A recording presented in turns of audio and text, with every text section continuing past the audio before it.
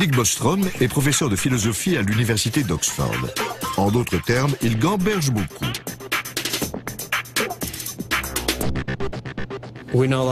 Nous croyons connaître la réalité qui est devant notre nez, mais en fait, c'est une illusion. Nick Bostrom a échafaudé plusieurs théories sympathiques, dont une sur l'informatique extraterrestre. Voilà 40 ans, les ordinateurs ressemblaient à ceci. Aujourd'hui, voilà à quoi ils ressemblent. Les ordinateurs portables sont plus puissants que les énormes ordinateurs d'autrefois. Ils sont de plus en plus puissants et rapides. Mais Nick Bostrom pense que ce n'est rien comparé à ce que les ordinateurs extraterrestres peuvent faire. Ils seraient tellement perfectionnés que nous pourrions bien vivre à l'intérieur de l'un d'eux, comme dans Matrix. On peut imaginer qu'une civilisation technologiquement très avancée dispose d'un énorme potentiel de calcul et qu'un millionième seulement de cette puissance suffirait à créer une simulation pour chaque humain. Au dire de Nick Bostrom, les réalités virtuelles seraient si convaincantes que nous pourrions très bien vivre dans l'une d'elles. Se pourrait-il que nous soyons tous prisonniers d'une console de jeu extraterrestre ? Il est presque certain que nous vivons dans une simulation informatique, ce qui implique que le monde que nous voyons autour de nous, les expériences que nous vivons et tout ce que nous faisons se déroule dans une réalité virtuelle gérée par un ordinateur conçu par une civilisation disposant d'une technologie très supérieure. J'ai l'impression de vivre dans une sorte de matrice. La question est de savoir jusqu'où peut aller la simulation. Je ne me fie à rien dans cette réalité. Je crois que c'est une illusion, une réalité holographique, le produit d'une technologie. Donc, l'explication du ballon météo a failli mettre un point final à ce qu'on nomme encore aujourd'hui l'incident Roswell. Qui aurait pu croire qu'on était sur le point de faire des découvertes encore plus sensationnelles? Le récit d'un seul homme allait perpétuer le mythe Roswell. Cet homme, c'était Grady Barnett, un ingénieur civil qui résidait à Roswell à l'époque des faits. Barnett a confié à un ami, Van Maltey, ce qu'il avait vu ce jour-là.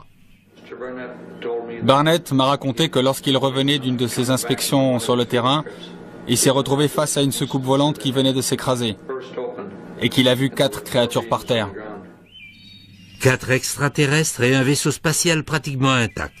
Le nombre d'extraterrestres coïncide avec les déclarations faites par le shérif George Wilcox. L'ingénieur civil Grady Barnett affirme avoir vu une soucoupe volante qui s'était écrasée, et pas loin de là les 4 cadavres de ses occupants. Pourrait-il s'agir du même appareil que celui que l'armée de l'air a plus tard affirmé avoir en sa possession? Et si la soucoupe volante de Grady Barnett était presque intacte, qu'est-ce qui expliquerait la présence de tous ces débris découverts par Mac Brazel? Et il y a autre chose. Barnett a dit que les créatures qu'il avait vues étaient toutes mortes. La version du shérif Wilcox était cependant légèrement différente. Grand-père a dit qu'ils avaient de grosses têtes et que les tenues qu'ils portaient étaient... C'est difficile à expliquer. C'était comme de la soie ou quelque chose comme ça. Je lui ai demandé si les petits êtres étaient vivants ou morts. Et elle m'a répondu, je crois que l'un d'eux était encore en vie. Nous sommes influencés par des extraterrestres depuis des milliers d'années et nous continuerons à l'être dans l'avenir. Tout sera influencé jusqu'à ce que l'homme ait atteint sa plénitude. Autrement dit, quand une pomme est mûre, elle tombe de l'arbre, environ 2 jours plus tard. C'est pareil dans la pensée globale. Les extraterrestres nous influencent aujourd'hui. Ils influencent des personnalités éminentes qui, de ce fait, pensent positivement et influencent les autres à leur tour. Il y a ainsi un courant constant d'énergie, de pensées nouvelles, d'idées nouvelles aussi, de l'extérieur vers l'intérieur et de l'intérieur vers l'extérieur. Il y a des milliers d'années, les ancêtres des Indiens du Pérou avaient une civilisation extrêmement avancée. Ce peuple vivait dans la jungle de l'Amérique du Sud. Ces traditions évoquent la visite d'hommes venus de l'espace. On trouve dans leurs réserves de la région de Nazca d'étonnantes lignes géométriques gravées à même le sol et connues pour être un site de pistes d'envol et d'atterrissage d'engins volants. On y a trouvé des objets très anciens qui ressemblent beaucoup à nos avions d'aujourd'hui.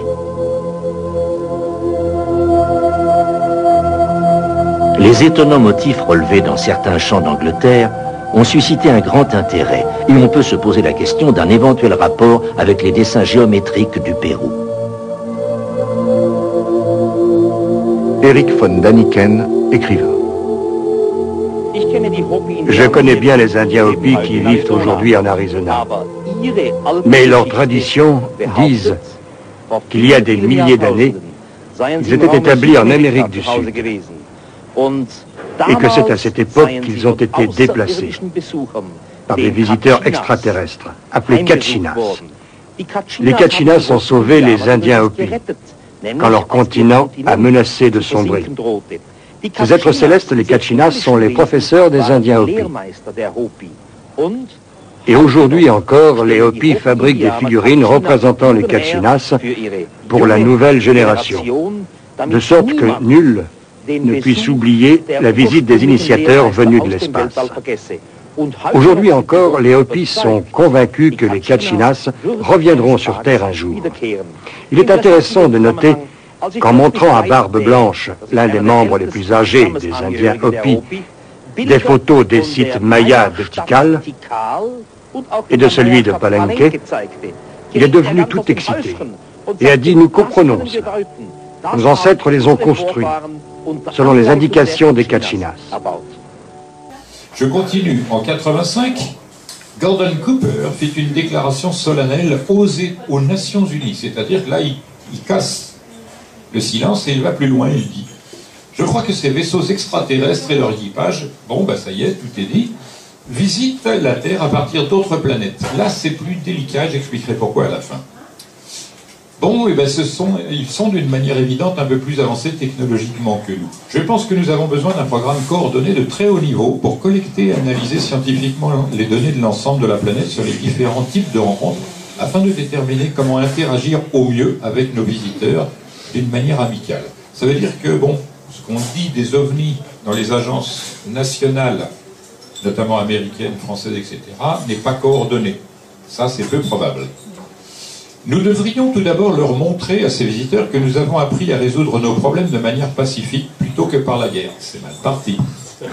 Et ce, avant d'être acceptés en tant que membres à part entière de l'équipe universelle. Donc ils admettent implicitement qu'il y ait une équipe universelle. Donc il faut être très clair là-dessus. Ces choses, en 85, étaient publiquement acceptables dans l'Assemblée des Nations Unies. Voilà. Cette admission offrirait à notre monde de fantastiques possibilités de progrès dans tous les domaines. Il semblerait alors certain que les Nations Unies possèdent un droit acquis à traiter ce sujet de façon appropriée et rapide. Pendant des années, j'ai vécu avec un secret, le secret imposé à tous les spécialistes et les astronautes. Je peux maintenant révéler que chaque jour, aux États-Unis, nos radars repèrent des objets de forme et de nature inconnus. Et il y a des milliers de rapports de témoins et quantité de documents qui le prouvent, mais personne ne veut les rendre publics. Pourquoi ? Parce que les autorités ont peur que les gens imaginent une espèce d'horrible envahisseur. Donc le maître mot demeure, nous devons éviter la panique à tout prix. Donc on voit que c'est l'idée permanente qui nous est proposée. Quoique surprenante, la rencontre de Grant Breland n'est pas unique dans les annales de l'inexplicable. Depuis les années 1950, de nombreux témoins ou enquêteurs du phénomène OVNI affirment avoir reçu la visite de ces mystérieux personnages en complet sombre. Je pense que les premières histoires d'hommes en noir remontent au début des années 1950. Et elles ont toujours été associées à des affaires de rencontres avec des ovnis. C'est l'aspect le plus sinistre de ces rencontres. À cette époque, il y avait beaucoup d'histoires de bons extraterrestres rencontrant des gens. Les hommes en noir étaient en quelque sorte une version des mauvais extraterrestres. Et leur rôle était essentiellement d'étouffer les histoires d'ovnis. C'est un phénomène qui est aussi vieux que l'ufologie.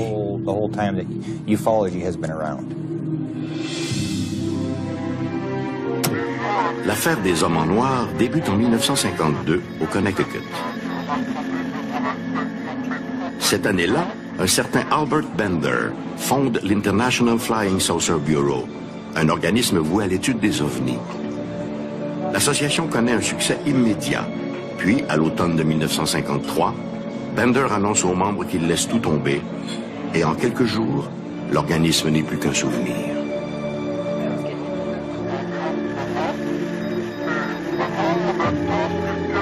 3 ans plus tard, dans un livre intitulé They Knew Too Much About Flying Saucers, ils en savaient trop sur les ovnis, Gray Barker, un ami de Bender, raconte les raisons qui ont poussé son collègue à quitter l'univers des ovnis. Bender lui a confié avoir reçu la visite de 3 hommes vêtus de noir qui lui auraient conseillé de se retirer avant que les choses ne tournent mal. Ces mystérieux personnages visiteraient témoins et enquêteurs pour leur faire savoir qu'on les surveille. Oui, je crois que le gouvernement a exploité le phénomène des hommes en noir pour intimider des témoins. Mais je ne crois pas que cela ait été fait de façon soutenue. Je pense que le phénomène a plutôt été utilisé de manière sporadique, pour oui intimider des témoins, mais aussi pour créer une forme de confusion. Je sais que les gouvernements ont toujours été intéressés par les ovnis, que nous faisons face à une espèce de Watergate cosmique. Par contre, je n'ai trouvé que très peu d'éléments pour valider ces histoires d'hommes en noir. Que les autorités souhaitent savoir ce qui se passe, c'est certain. Les ovnis sont à l'agenda de nombreuses agences de renseignement, et ce depuis fort longtemps. Mais je ne sais trop quoi penser des hommes en noir. Rien ne me force à accepter qu'ils soient des extraterrestres ou des agents à la solde des gouvernements. Je pense qu'ils sont plutôt le fruit d'imaginations trop fertiles, et que ces histoires ont été amplifiées avec le temps. Je n'ai aucune raison de croire à ces histoires d'extraterrestres en costume sombre.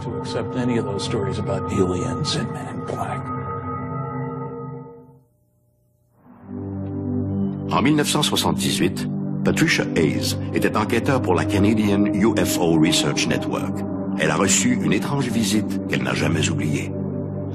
Le 25 avril 1978, je me préparais à me rendre au JC Talk Show à CJCS, une station radio de Stratford en Ontario. J'étais chez moi et revoyais mes notes sur la forme, la dimension et la vitesse des ovnis. On m'avait téléphoné à ce sujet et je voulais m'assurer d'avoir la réponse à leurs questions. Parmi les documents sur lesquels je m'étais arrêtée, il y avait une affaire d'homme en noir. J'étais familière avec ce sujet. C'est à ce moment-là que j'ai entendu quelqu'un frapper à la porte.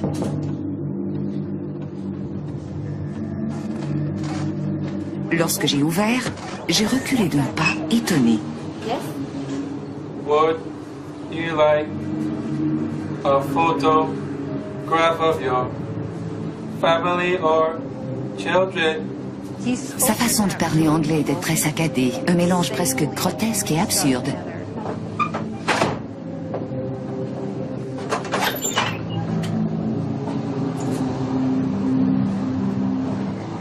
Après avoir reçu la visite de ces hommes en noir, j'ai découvert que certains de mes dossiers avaient disparu.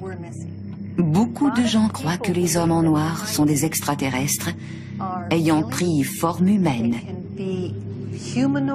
D'autres pensent qu'il s'agit plutôt d'agents du gouvernement qui se manifestent après une observation d'OVNI pour confisquer des documents ou pour intimider et menacer les témoins. Personnellement, je ne sais pas ce que sont les hommes en noir. Par contre, je peux vous assurer que si vous en rencontrez un, vous ne l'oublierez jamais. Par expérience, et je suis dans ce domaine depuis près de 30 ans, je peux parler de 2 incidents où j'ai pu m'entretenir avec des gens impliqués dans des histoires d'hommes en noir. Dans ces 2 cas, il m'apparaît certain que ces personnages étaient des extraterrestres. Je sais qu'il y a toujours ce débat à savoir s'il s'agit d'extraterrestres ou d'agents du gouvernement.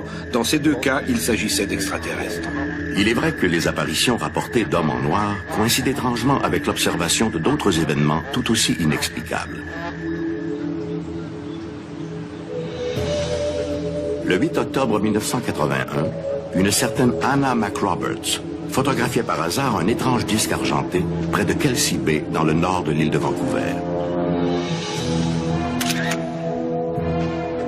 La photographie, soumise à une batterie d'expertise, est considérée aujourd'hui comme l'une des plus crédibles de l'histoire des ovnis.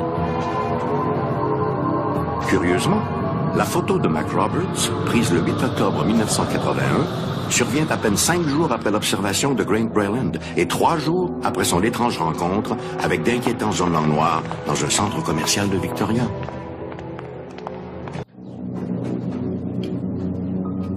Le 20 mai 1967, vers 5h30, Stephen Michalak s'apprête à quitter son motel en bordure de l'autoroute transcanadienne dans le secteur boisé du parc provincial de White Shell au Manitoba. Même s'il travaille comme mécanicien pour une entreprise de Winnipeg, sa véritable passion, c'est la prospection minière. En ce magnifique samedi matin, il compte marcher jusqu'à Falcon Lake, près de la frontière ontarienne, pour y faire un peu d'exploration. En début d'avant-midi, il localise plusieurs rochers qui lui semblent riches en quartz. Il s'y arrête et commence ses investigations. Soudain, vers 12h30, il entend un curieux bourdonnement. En levant la tête, il aperçoit deux objets de forme oblongue surmontés d'un dôme qui se dirige vers lui.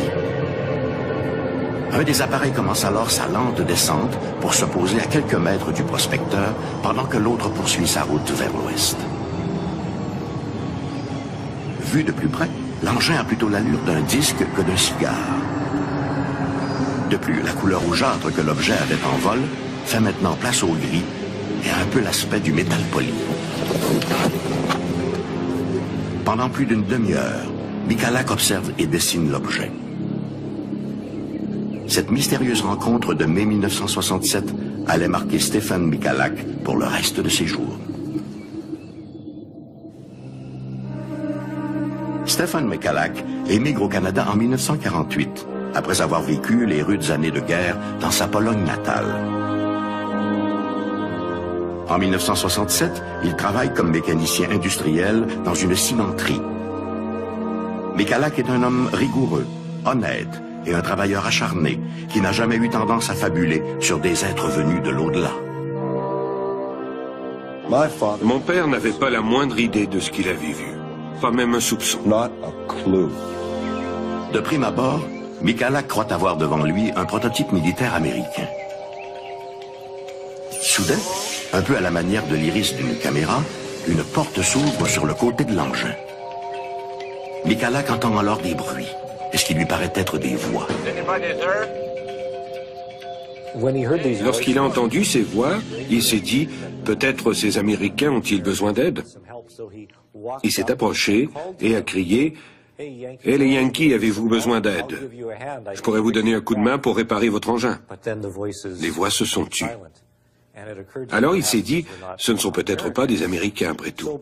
Et comme il était polyglotte, il s'est adressé à eux en russe. Même chose, toujours pas de réponse. Il s'est approché encore plus de l'engin, qui devait faire 4 mètres de haut, et il s'est glissé la tête par l'ouverture. Il a vu alors une rangée de lumière qui clignotait, un peu comme les voyants des ordinateurs des années 1960-1970. Il n'a pas vu d'autres détails. Par contre, il a noté que les parois de l'engin, du moins en juger par les coutilles, étaient très épaisses. Il a entendu des bruits. Qu'est-ce que c'était que ces bruits? Il ne pourrait pas le dire. Il n'en avait pas la moindre idée. C'était comme des bruits de voix et des cliquetis. Un mélange de sons. La porte s'est soudainement refermée et l'objet a commencé à tourner sur lui-même. Sur l'un des côtés, il y avait une grille qui s'est retrouvée devant Michalak et d'où est sorti un jet de gaz brûlant. Il a été jeté au sol et ses vêtements se sont enflammés. L'engin a décollé et a disparu dans le ciel. Lorsque l'engin a décollé et qu'il a été atteint à l'abdomen par cette éruption de gaz brûlant, il souffrait terriblement. Mais ce qui est plus important encore, il réagissait physiquement à cette brûlure. Lorsque des gens sont brûlés, la douleur est localisée. Mais lui vomissait, avait des nausées, et la tête lui tournait. C'étaient des symptômes plus proches d'une réaction allergique que d'une brûlure.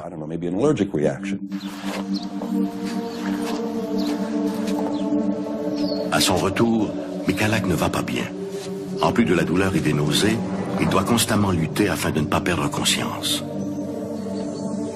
De plus, il n'arrive pas à se défaire de cette odeur exécrable qui le poursuit. Moteur chauffé, mêlé de soufre et d'ozone. Il met 2 longues heures avant d'arriver au motel où il loge. Michalak, se croyant contaminé, fait en sorte d'éviter toute rencontre. Arrivé à sa chambre, on l'informe que la clinique la plus proche se trouve à Kenora, soit à 70 km plus à l'ouest. Michalak refuse de s'y rendre et préfère retourner le plus tôt possible chez lui à Winnipeg afin d'y être traité. De sa chambre, il appelle donc son épouse et lui demande d'envoyer leur fils le prendre au terminus vers les 22 heures. Son fils l'a conduit à l'hôpital où il a été traité pour ce qu'il disait lui-même être des brûlures occasionnées par un avion. Sur la poitrine, il avait des brûlures au 2e et au 3e degré. Mais sur l'abdomen, les brûlures étaient légèrement différentes. Elles ont été décrites comme des brûlures chimiques. Ils l'ont traité pour des brûlures, mais il ignorait pourquoi il était malade comme ça, pourquoi il ne répondait pas, d'où venait son étrange odeur. Il n'en avait pas la moindre idée. Les médecins l'ont traité pour des blessures superficielles et l'ont retourné chez lui. C'est à ce moment-là que Michalak a commencé à être très malade. Dans les semaines qui suivent, la vie de Stefan Michalak tourne au cauchemar. Son état de santé ne s'améliore pas. Il perd 10 kilos. Il consulte son médecin personnel qui le réfère à un dermatologue, puis à un autre spécialiste. Malheureusement, aucun praticien ne semble bien cerner la cause des malaises de leurs patients. Parallèlement, Michalak doit affronter un autre volet du cauchemar. Peu après, mon père a finalement raconté son histoire. Il faut comprendre que pour un homme comme lui, la première idée était « si ces choses sont dangereuses, il faut le dire à quelqu'un ». Mais à qui? Un journaliste du Winnipeg Tribune s'est assis avec lui et a écouté son histoire, qu'il a ensuite publiée. Après, tout a dérapé. À partir de là, notre vie n'a plus été la même. Tout le monde a été impliqué. L'armée de l'air canadienne et la gendarmerie royale. Ces types se présentaient chaque jour à toute heure du jour pour poser toujours les mêmes questions. « Racontez-nous votre histoire », demandait-il. Toujours la même chose. Mon père n'en revenait pas de cette folie qu'il avait déclenchée. En fait, jusqu'à sa mort, il n'a cessé de penser qu'il aurait mieux valu pour lui de se taire.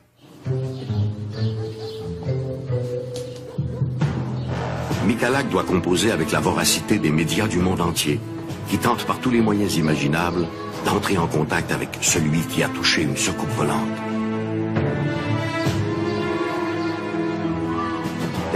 Papa avait raconté son histoire 1 million de fois, et il en avait un peu marre.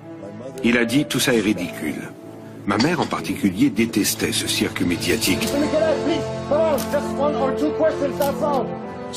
C'est alors que mon père a décidé d'écrire un livre. Entendons-nous, ce n'était qu'une petite planchette de quelques dizaines de pages imprimée par un ami de la famille. Il a dit à ma mère, si des journalistes viennent pour cette histoire, tu n'auras qu'à leur donner le livre, rien de plus.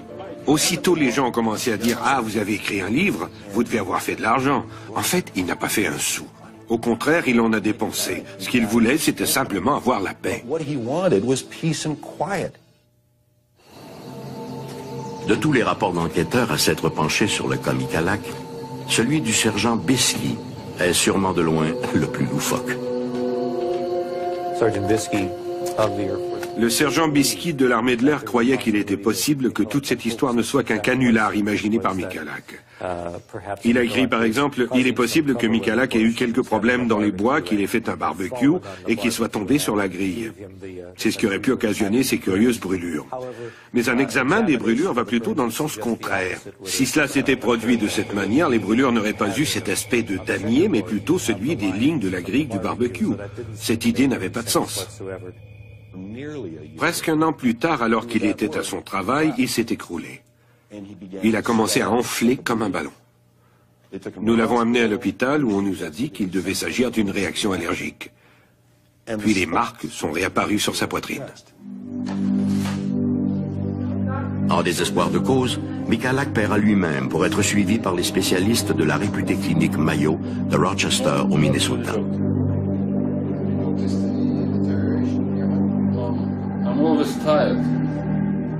Ceux-ci diagnostiqueront d'ailleurs une irradiation de nature inconnue. Il n'y avait aucune explication à ces malaises. Les médecins étaient étonnés et son évaluation psychologique disait que Michalak n'était pas du genre à monter des histoires, qu'il était un homme très terre-à-terre et honnête. Ils n'ont trouvé aucune explication à ses symptômes ni à la mésaventure qu'il disait être la sienne. C'est demeuré un mystère. Jusqu'à sa mort en 1999, Stéphane Michalak ne variera jamais d'un iota dans sa description des événements. Si cette histoire l'a rendu célèbre, il n'en a jamais tiré profit.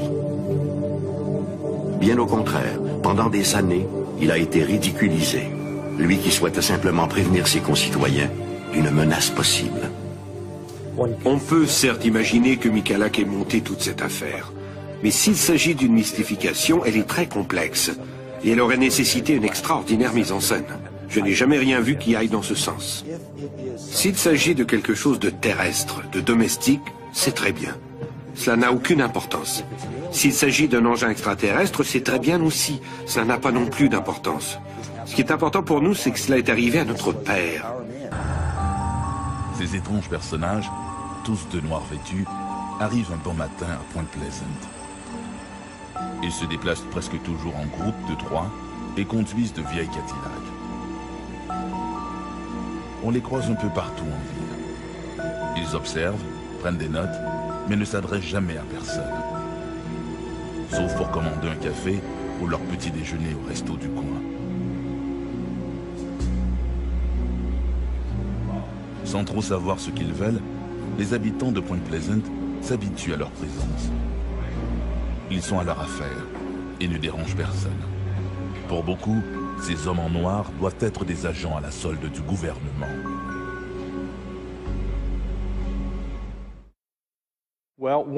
À partir du moment où on a observé les Mothman et les ovnis, plusieurs des témoins ont parlé de ces hommes étranges, habillés en noir, portant lunettes noires et chapeaux, qui venaient à leur domicile ou dans leur commerce, leur demandant pourquoi ils avaient relayé ces informations aux journaux ou aux médias. Ils avaient l'air assez mécontents que ces gens, ces témoins, aient raconté leur histoire. Et quelques-uns de ces témoins se sont tus, refusant de parler aux reporters, aux rédacteurs ou aux enquêteurs. Et même certaines personnes qui n'avaient pas observé le Mothman ont été prévenues de se tenir loin de là et ont reçu la visite des hommes en noir. Maintenant, les hommes en noir sont apparus bien avant ces événements, vers les années 1955, lorsque Albert Bender, un enquêteur de soucoupe volante, s'est fait dire de cesser ses enquêtes par des hommes portant costume noir, chapeau noir et conduisant une Cadillac noire.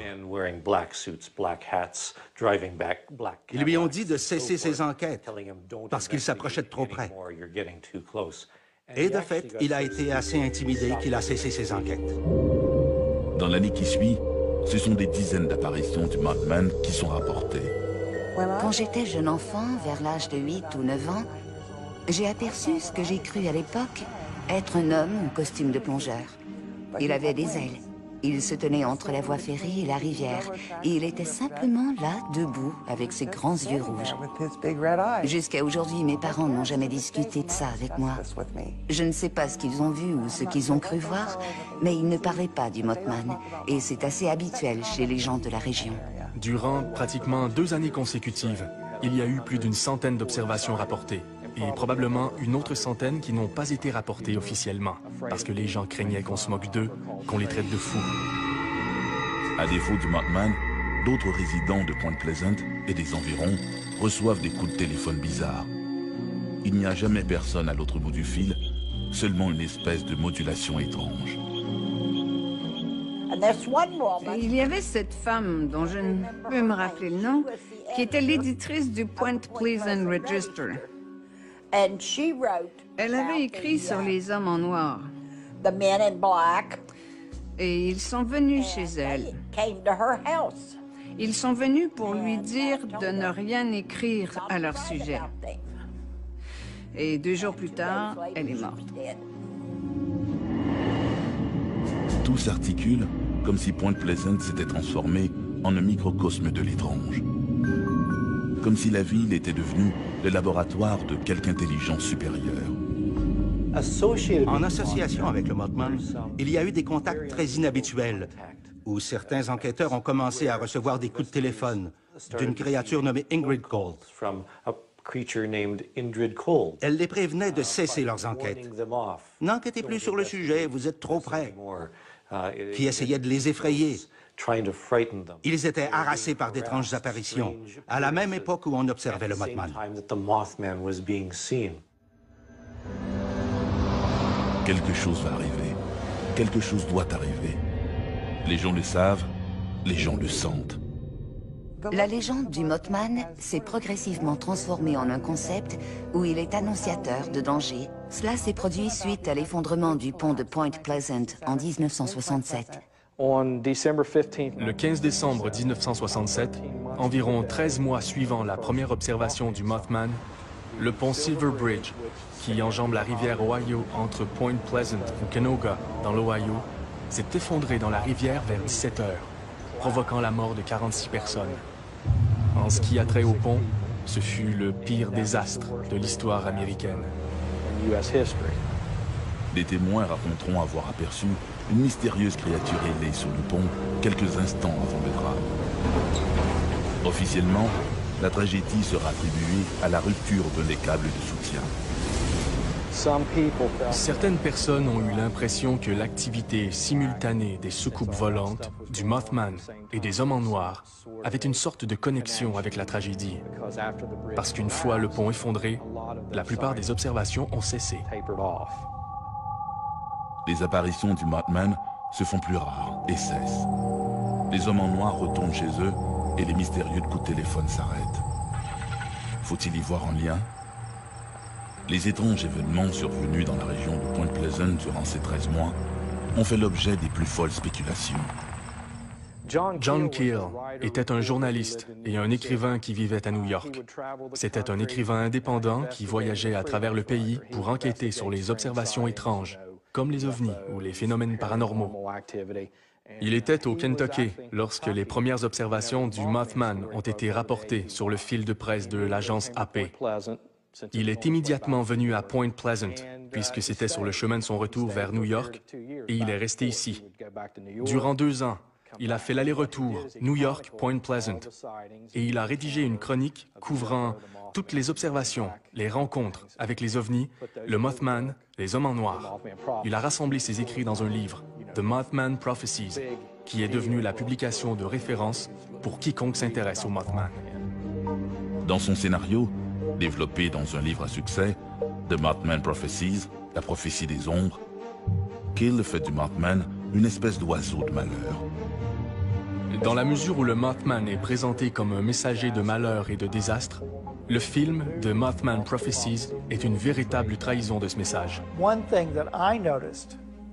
La chose que j'ai remarquée et qui est vraiment troublante, c'est qu'à Hollywood, on a parlé pendant plusieurs années du mauvais sort de Poltergeist, en ce sens que plusieurs personnes seraient mortes suite à leur rôle dans le film. Mais en observant la chose de près, il n'y a que 4 personnes ayant joué dans le film Poltergeist qui sont décédées de manière étrange. Après la sortie de la prophétie du Mothman, je me suis rendu compte que je pouvais facilement dresser une liste d'environ 40 personnes liées de près à la production du film qui étaient mortes. Alors je ne sais pas si c'est lié au côté sombre de la psychologie du Mothman, mais il y a un mauvais sort bien réel. Quelque chose de négatif et de démoniaque à propos du Mothman après l'apparition du livre de John Keel, qui est authentiquement associé au Mothman.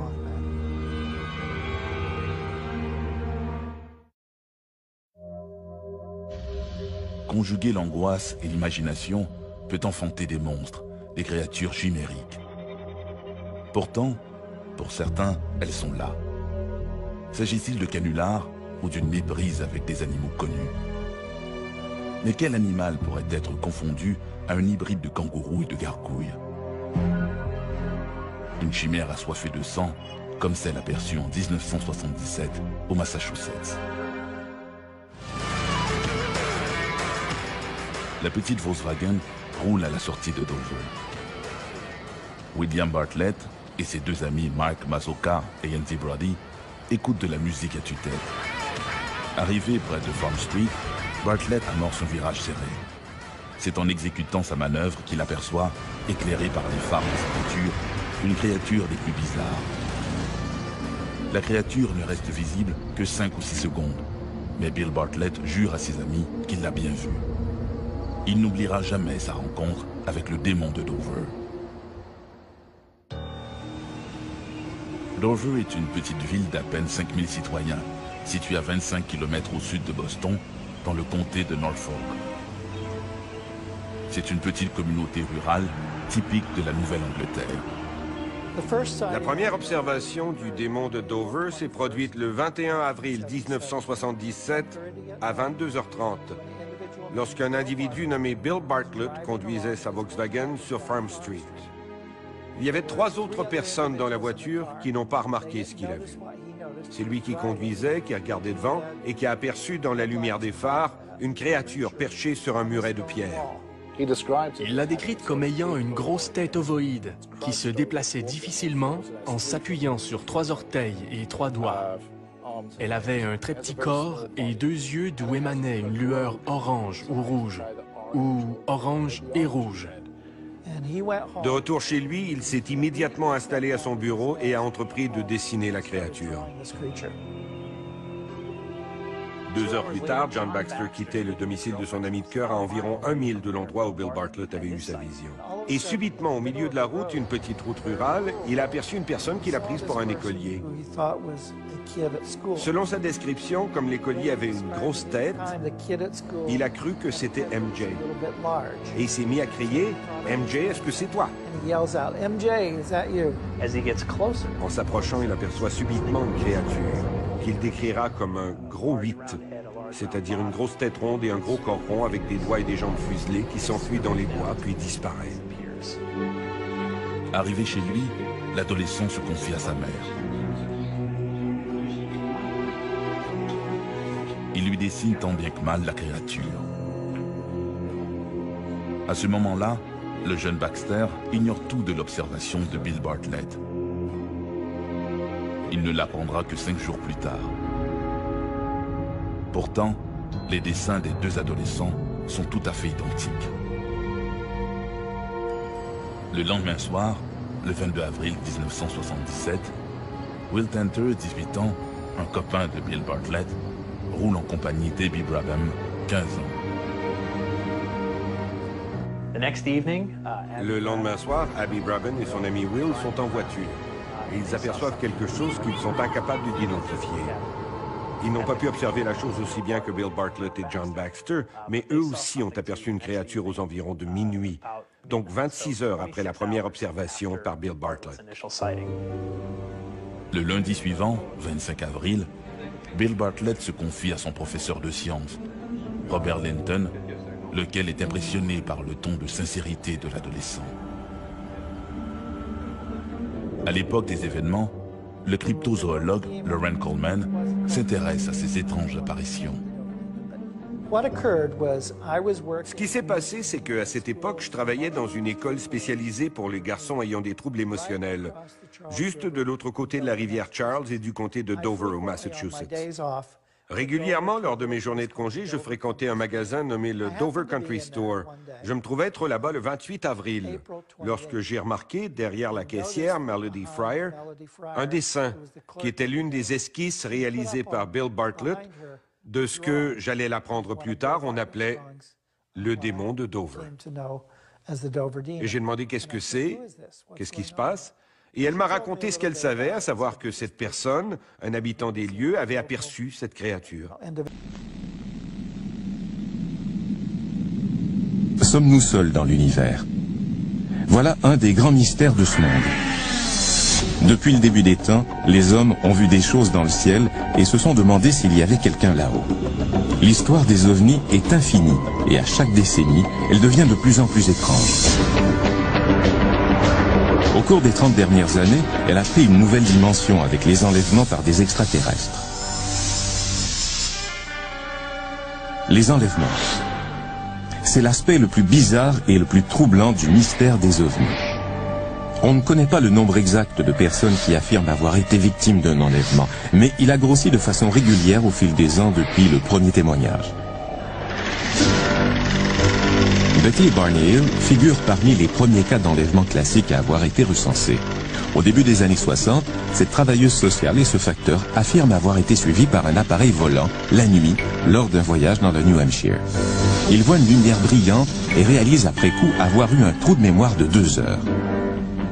Au début, ils essaient d'oublier l'incident, puis Betty commence à faire des cauchemars terrifiants. Dans son inconscient, elle a des souvenirs d'avoir été transportée à bord d'un vaisseau extraterrestre et d'avoir été examinée. La plupart des gens qui ont entendu cette histoire ont préféré ne pas s'aventurer sur un terrain aussi glissant. Mais l'analyste de la défense, Raymond Fowler, et l'astronome J. Allen Hynek ont entendu le compte-rendu des Hill personnellement. Ces 2 hommes avaient une approche scientifique et se considéraient eux-mêmes comme des sceptiques. Leur croyance allait se transformer de façon tellement radicale que tous les deux sont devenus des ufologues notoires.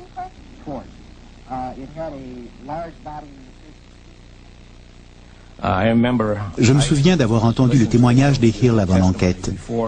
Ils ont témoigné devant un petit groupe. J'étais assis à côté d'un collègue investigateur et j'observais ces personnes et là, nous nous sommes regardés tous les deux et j'ai dit « Comment ces honnêtes gens peuvent-elles mentir avec un visage aussi franc ?» Et nous nous sommes dit que ça ne se pouvait pas. Ils croyaient fermement à ce qui leur était arrivé. Et quelque chose leur était indéniablement arrivé. Est-ce que c'était un cas d'enlèvement physique? Nous ne le savons pas. Et des témoignages de sources apparemment crédibles continuent de rentrer, des témoignages qui portent tous les mêmes caractéristiques. Une personne voit une lumière brillante dans le ciel qui la rattrape. Puis, la première chose qu'elle sait, c'est qu'il s'est écoulé des heures sans qu'elle en ait eu connaissance. Elle essaie d'oublier l'incident, mais des cauchemars bizarres ou des souvenirs d'enfance étranges la hantent. Si ça n'avait été qu'un ou 2 cas isolés, où les gens revivent des expériences d'enlèvement semblables qui comportent les mêmes caractéristiques, on aurait conclu à une coïncidence remarquable. Mais on a des centaines de gens qui ont fait la même expérience, parfois dans le même ordre. Ils ont vu les mêmes choses.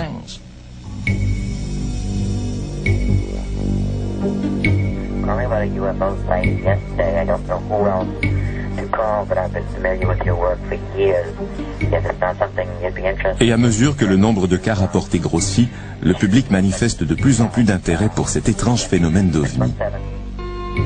Aujourd'hui, un nombre grandissant de gens comme Ray Fowler et feu le Dr Hynek se sont obligés d'étudier la question d'enlèvement par des extraterrestres. Aujourd'hui, retiré du domaine commercial de la défense, Ray Fowler consacre une bonne partie de son temps libre à enquêter et à publier des rapports d'enlèvement. Il ne manque pas de travail. Les gens se tournent encore vers lui pour obtenir de l'aide. Ces gens ont des souvenirs partiels ou des rêves d'une expérience d'enlèvement par des extraterrestres. Ils sont troublés. Ils ne savent pas où aller. Ils essaient de parler à quelqu'un, mais personne ne les écoute vraiment. Puis, ils viennent me voir et me demandent de les écouter. Et je les écoute. Parfois, Ray met en branle une enquête tous azimuts pour essayer de découvrir ce qui s'est passé pendant la période du trou de mémoire. C'est ce qu'il a fait quand Jim Weiner lui a demandé de l'aide. Jim ne le savait pas encore, mais lui et son frère jumeau Jack étaient devenus des éléments du chapitre suivant de l'histoire des OVNI, le chapitre des enlèvements par des extraterrestres.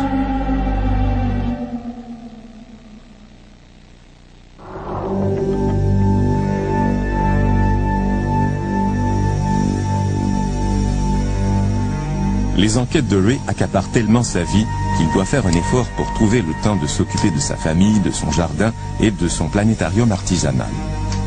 Mais un des cas comporte tellement d'indices d'enlèvement qu'il ne peut pas se défiler. Il l'appelle l'enlèvement à la gâche. Les Weiner étaient des jumeaux identiques. Jim et Jack Weiner sont des jumeaux identiques, des frères dans le sens le plus fort du terme. Ils viennent du même ovule. Le premier complète les phrases de l'autre. Les deux sont artistes et les deux croient avoir été enlevés parce qu'ils étaient des jumeaux. Ils aiment croire qu'ils sont des gens ordinaires. Jim enseigne l'art assisté par ordinateur et vit dans la ville avec sa fiancée. Jack est également artiste. Il travaille comme opérateur optique et vit à la campagne avec sa femme Mary. Des jumeaux identiques. Les ufologues pensent qu'il y a peut-être un lien entre les enlèvements et le fait d'être jumeaux. Si vous vouliez étudier l'espèce humaine, vous pourriez trouver que des jumeaux sont des spécimens particulièrement intéressants. Si vous regardez le phénomène des enlèvements dans son ensemble, vous constaterez qu'il semble y avoir un intérêt très marqué pour le système de reproduction entre mâles et femelles. D'un point de vue humain, il n'y a pas de meilleur sujet que des jumeaux, et particulièrement des jumeaux identiques, pour étudier le mécanisme génétique. Il y a 20 ans, le mot enlèvement ne faisait pas partie du vocabulaire des Wiener. Je me suis toujours considéré comme un gars ordinaire. Marie et moi menions une vie normale, on travaillait chaque jour. Il n'y avait pas de drame, rien de ça. Ce rythme de vie se termine abruptement un soir d'été lors d'un voyage de camping avec leur ami Charlie Falls. Après ce voyage, le style et les thèmes de leur travail artistique prennent un virage très étrange. Ils commencent à faire des cauchemars bizarres et à ressentir une peur inexplicable. Quelque chose de terrifiant a dû se produire, mais quoi? Ils risquent de perdre leur travail, leur famille et même leur santé mentale s'ils ne découvrent pas ce qui s'est passé. Alors, ils se tournent vers Ray Fowler pour procéder à une investigation. Une hypothèse déroutante en ressort, un enlèvement par des extraterrestres. Ça prend un certain temps à accepter tout ça. Au début, je trouvais ça difficile. Je me posais beaucoup de questions. Suis-je fou? Est-ce une sorte de maladie physiologique? Est-ce que j'ai une tumeur au cerveau?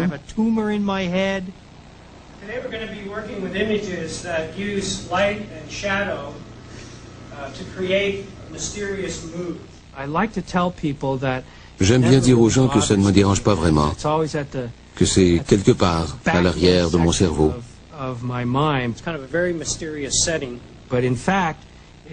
Mais en fait, j'ai ça dans la tête chaque jour.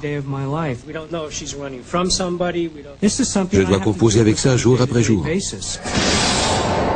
Jour après jour. Imaginez que vous dites à votre fiancé, à vos parents et à votre patron que vous croyez avoir été enlevé. Jim connaît très bien l'enjeu. Sa fiancée nous a permis de filmer à l'intérieur de la maison, mais elle n'apparaîtra pas devant la caméra. Dans la mesure du possible, ma fiancée essaie de rester en dehors de tout ça. Mais je crois que cette histoire l'effraie un peu. Imaginez la situation. Elle va se marier avec un gars qui affirme que des choses bizarres lui arrivent. Des choses absolument anormales. Alors elle se demande si son fiancé a toute sa tête. C'est alarmant pour elle. Et si elle croit ce que je dis, elle va s'inquiéter de ce qui peut lui arriver parce que quand ils viendront me chercher, elle sera là elle aussi.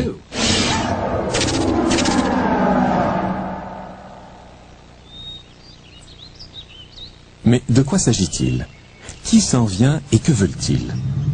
Jim a besoin de savoir. On ne fait pas ça pour divertir les gens, ni pour passer 15 minutes à la télévision. On le fait parce qu'on a besoin de trouver des réponses.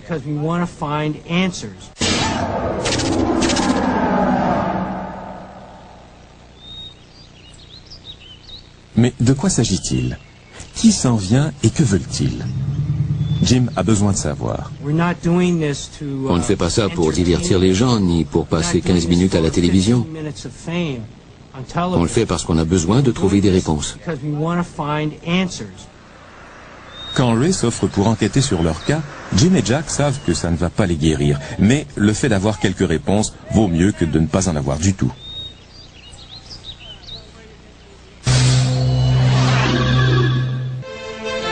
Voici le monde des chevaux. C'est un monde où les apparences et les traditions sont importantes. C'est un monde d'argent, de pouvoir et d'influence. Tous les ingrédients pour un bon téléroman. Mais derrière la barrière d'une de ces fermes, l'histoire ressemble plus à un épisode d'au-delà du réel qu'à un épisode de Dallas. Voici Claire et Diana, de parfaites inconnues jusqu'il y a 8 ans. C'est du moins ce qu'elles croyaient. Quand Diana embauche Claire pour gérer l'écurie, toutes les deux croient à une rencontre professionnelle heureuse. Claire est une cavalière et une dresseuse habile qui a besoin d'un emploi. Diana essaie de concilier un emploi à temps plein au service forestier et la gestion de la ferme. Aujourd'hui, elle ne croit plus au hasard de leur rencontre. Elle croit qu'elle était arrangée.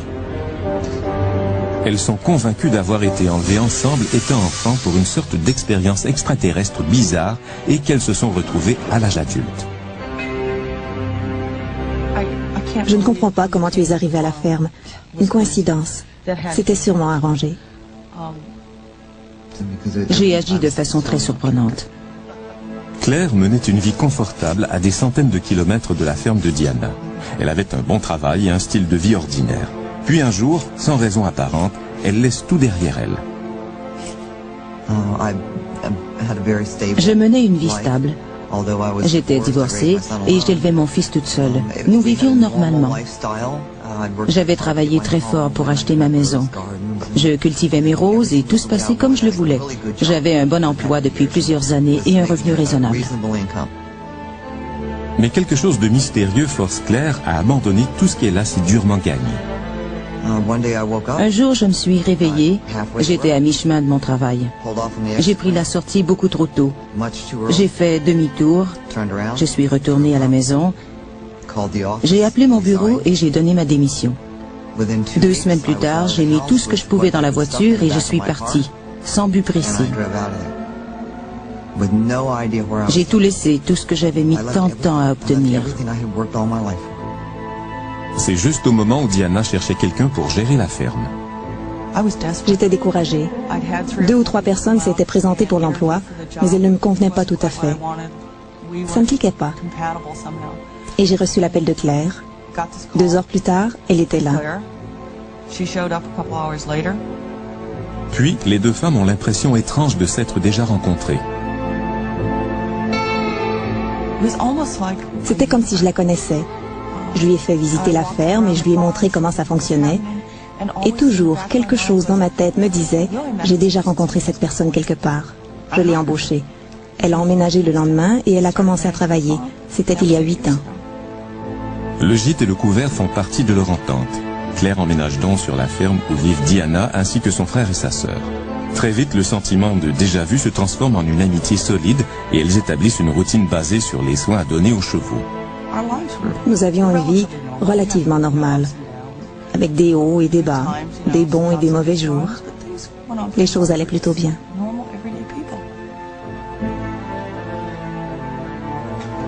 Le train-train quotidien est soudainement perturbé par des événements étranges. Claire et Diana cherchent à les comprendre et l'explication se résume à un mot, enlèvement.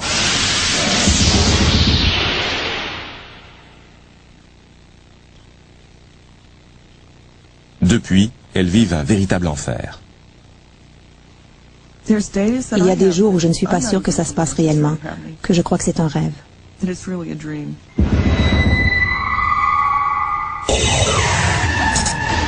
Elles savent que certaines personnes aimeraient mieux qu'elles se taisent. Claire s'efforce de protéger la vie privée des siens et la famille de Diana refuse de participer à ce reportage. C'est difficile pour eux, presque aussi difficile que ce l'est pour nous, parce qu'ils ne comprennent pas ce qui se passe. Ils ne veulent pas croire que nous sommes folles. Ils nous connaissent depuis longtemps et ils savent que nous ne sommes pas du genre à inventer des histoires, que nous ne mentons pas. Claire et Diana savent que certaines personnes croient qu'elles mentent ou qu'elles sont folles. Il y en a d'autres qui sont solidaires. Ça fait un peu plus de 8 ans que je viens ici. Je n'ai aucun problème avec ces gens. Si j'en avais, je ne viendrais pas. J'ai beaucoup de travail. Je suis un excellent maréchal ferrant. Je suis sûr que cela a affecté leurs affaires parce que les gens ne veulent pas venir là où ils croient qu'il y a des extraterrestres qui kidnappent les personnes. C'est logique. Elles ne nous dérangent pas. Ma petite fille vient ici et nous les aimons bien. Je n'ai aucun problème, mais honnêtement, je crois que ce n'était pas très malin de leur part d'étaler cette histoire au grand jour. Mais elles ont effectivement étalé cette histoire au grand jour. Un ovni affirme avoir reçu la visite de ces mystérieux personnages en complet sombre. Je pense que les premières histoires d'hommes en noir remontent au début des années 1950.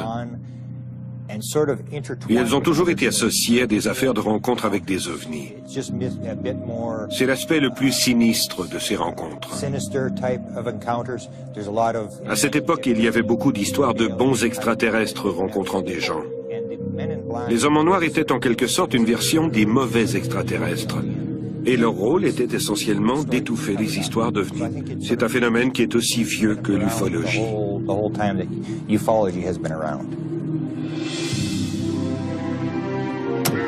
L'affaire des hommes en noir débute en 1952 au Connecticut. Cette année-là, un certain Albert Bender fonde l'International Flying Saucer Bureau, un organisme voué à l'étude des ovnis. L'association connaît un succès immédiat. Puis, à l'automne de 1953, Bender annonce aux membres qu'il laisse tout tomber. Et en quelques jours, l'organisme n'est plus qu'un souvenir.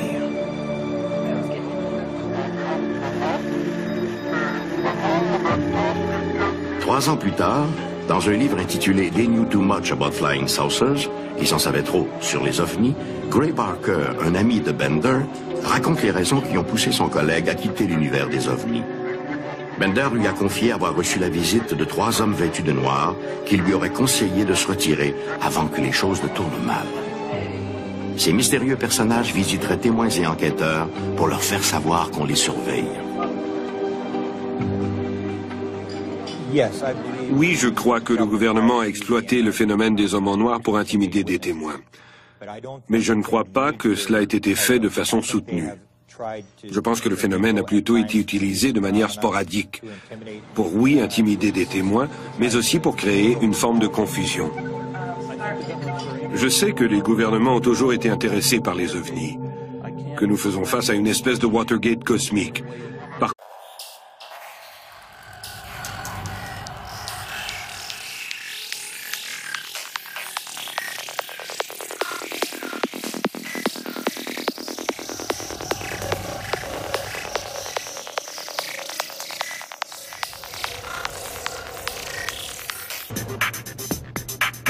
Nick Bostrom est professeur de philosophie à l'université d'Oxford. En d'autres termes, il gamberge beaucoup.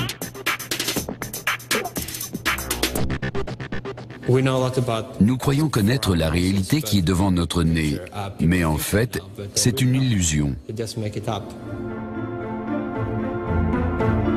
Nick Bostrom a échafaudé plusieurs théories sympathiques, dont une sur l'informatique extraterrestre. Voilà 40 ans, les ordinateurs ressemblaient à ceci. Aujourd'hui, voilà à quoi ils ressemblent. Les ordinateurs portables sont plus puissants que les énormes ordinateurs d'autrefois. Ils sont de plus en plus puissants et rapides. Mais Nick Bostrom pense que ce n'est rien comparé à ce que les ordinateurs extraterrestres peuvent faire. Ils seraient tellement perfectionnés que nous pourrions bien vivre à l'intérieur de l'un d'eux, comme dans Matrix. On peut imaginer qu'une civilisation technologiquement très avancée dispose d'un énorme potentiel de calcul et qu'un millionième seulement de cette puissance suffirait à créer une simulation pour chaque humain. Au dire de Nick Bostrom, les réalités virtuelles seraient si convaincantes que nous pourrions très bien vivre dans l'une d'elles. Se pourrait-il que nous soyons tous prisonniers d'une console de jeu extraterrestre ? Il est presque certain que nous vivons dans une simulation informatique, ce qui implique que le monde que nous voyons autour de nous, les expériences que nous vivons et tout ce que nous faisons se déroule dans une réalité virtuelle gérée par un ordinateur conçu par une civilisation disposant d'une technologie très supérieure. J'ai l'impression de vivre dans une sorte de matrice. La question est de savoir jusqu'où peut aller la simulation. Je ne me fie à rien dans cette réalité. Je crois que c'est une illusion, une réalité holographique, le produit d'une technologie. Pourtant, l'explication du ballon météo a failli mettre un point final à ce qu'on nomme encore aujourd'hui l'incident Roswell. Qui aurait pu croire qu'on était sur le point de faire des découvertes encore plus sensationnelles? Le récit d'un seul homme allait perpétuer le mythe Roswell. Cet homme, c'était Grady Barnett, un ingénieur civil qui résidait à Roswell à l'époque des faits. Barnett a confié à un ami, Van Malte, ce qu'il avait vu ce jour-là. Barnett m'a raconté que lorsqu'il revenait d'une de ses inspections sur le terrain, il s'est retrouvé face à une soucoupe volante qui venait de s'écraser et qu'il a vu 4 créatures par terre. 4 extraterrestres et un vaisseau spatial pratiquement intact. Le nombre d'extraterrestres coïncide avec les déclarations faites par le shérif George Wilcox. L'ingénieur civil Grady Barnett affirme avoir vu une soucoupe volante qui s'était écrasée, et pas loin de là les 4 cadavres de ses occupants. Pourrait-il s'agir du même appareil que celui que l'armée de l'air a plus tard affirmé avoir en sa possession? Et si la soucoupe volante de Grady Barnett était presque intacte, qu'est-ce qui expliquerait la présence de tous ces débris découverts par Mac Brazel? Et il y a autre chose. Barnett a dit que les créatures qu'il avait vues étaient toutes mortes. La version du shérif Wilcox était cependant légèrement différente. Grand-père a dit qu'ils avaient de grosses têtes et que les tenues qu'ils portaient étaient... C'est difficile à expliquer. C'était comme de la soie ou quelque chose comme ça. Je lui ai demandé si les petits êtres étaient vivants ou morts. Et elle m'a répondu, je crois que l'un d'eux était encore en vie. Nous sommes influencés par des extraterrestres depuis des milliers d'années et nous continuerons à l'être dans l'avenir. Tout sera influencé jusqu'à ce que l'homme ait atteint sa plénitude. Autrement dit, quand une pomme est mûre, elle tombe de l'arbre, environ 2 jours plus tard. C'est pareil dans la pensée globale. Les extraterrestres nous influencent aujourd'hui. Ils influencent des personnalités éminentes qui, de ce fait, pensent positivement et influencent les autres à leur tour. Selon les indications des Kachinas. Je continue. En 85, Gordon Cooper fit une déclaration solennelle osée aux Nations Unies. C'est-à-dire que là, il casse le silence et il va plus loin. Il dit « Je crois que ces vaisseaux extraterrestres et leur équipage, bon, bah ça y est, tout est dit, visitent la Terre à partir d'autres planètes. Là, c'est plus délicat, j'expliquerai pourquoi à la fin. Bon, et ben ils sont d'une manière évidente un peu plus avancés technologiquement que nous. Je pense que nous avons besoin d'un programme coordonné de très haut niveau pour collecter et analyser scientifiquement les données de l'ensemble de la planète sur les différents types de rencontres, afin de déterminer comment interagir au mieux avec nos visiteurs d'une manière amicale. Ça veut dire que, bon, ce qu'on dit des ovnis dans les agences nationales, notamment américaines, françaises, etc., n'est pas coordonné. Ça, c'est peu probable. Nous devrions tout d'abord leur montrer à ces visiteurs que nous avons appris à résoudre nos problèmes de manière pacifique plutôt que par la guerre. C'est mal parti. Et ce, avant d'être acceptés en tant que membres à part entière de l'équipe universelle. Donc ils admettent implicitement qu'il y a une équipe universelle. Donc il faut être très clair là-dessus. Ces choses, en 85, étaient publiquement acceptables dans l'Assemblée des Nations Unies. Voilà. Cette admission offrirait à notre monde de fantastiques possibilités de progrès dans tous les domaines. Il semblerait alors certain que les Nations Unies possèdent un droit acquis à traiter ce sujet de façon appropriée et rapide. Pendant des années, j'ai vécu avec un secret, le secret imposé à tous les spécialistes et les astronautes. Je peux maintenant révéler que chaque jour, aux États-Unis, nos radars repèrent des objets de forme et de nature inconnus. Et il y a des milliers de rapports de témoins et quantité de documents qui le prouvent, mais personne ne veut les rendre publics. Pourquoi ? Parce que les autorités ont peur que les gens imaginent une espèce d'horrible envahisseur. Donc le maître mot demeure, nous devons éviter la panique à tout prix.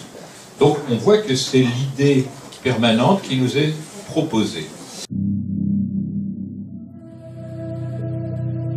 Quoique surprenante, la rencontre de Grant Breland n'est pas unique dans les annales de l'inexplicable. Depuis les années 1950, de nombreux témoins ou enquêteurs du phénomène. Il y a ainsi un courant constant d'énergie, de pensées nouvelles, d'idées nouvelles aussi.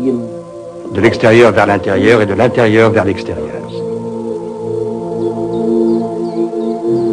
Il y a des milliers d'années, les ancêtres des Indiens du Pérou avaient une civilisation extrêmement avancée. Ce peuple vivait dans la jungle de l'Amérique du Sud. Ces traditions évoquent la visite d'hommes venus de l'espace. On trouve dans leurs réserves de la région de Nazca d'étonnantes lignes géométriques gravées à même le sol et connues pour être un site de pistes d'envol et d'atterrissage d'engins volants. On y a trouvé des objets très anciens qui ressemblent beaucoup à nos avions d'aujourd'hui.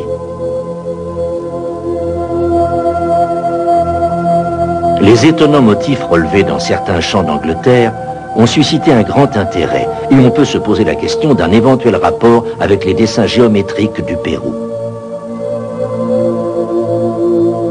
Eric von Daniken, écrivain. Je connais bien les Indiens Hopi qui vivent aujourd'hui en Arizona. Mais leurs traditions disent qu'il y a des milliers d'années, Ils étaient établis en Amérique du Sud et que c'est à cette époque qu'ils ont été déplacés par des visiteurs extraterrestres, appelés Kachinas. Les Kachinas ont sauvé les Indiens Hopis quand leur continent a menacé de sombrer.